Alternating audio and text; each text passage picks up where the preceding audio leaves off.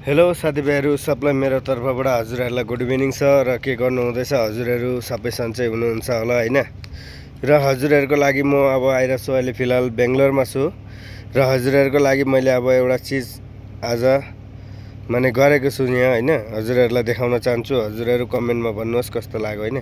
म आज यहाँ बेंगलोरमा खेती गर्दैछु कि खेती ल हजुरहरूलाई त्यो देखाउँदैछु, हेर्नुहोस् कस्तो लाग्यो कमेन्टमा भन्नु है। र के हो साथीभाइहरू हेर्नुहोस्, यो के हो हजुरहरू राम्ररी चिनेर भन्नुहोस् है के को खेती लगाएको छु मैले। खेती चाहिँ देख्नुभयो होला नि के को खेती हो, के को खेती हो हजुरहरू मलाई कमेन्टमा भन्नुहोस् ल साथीभाइहरू।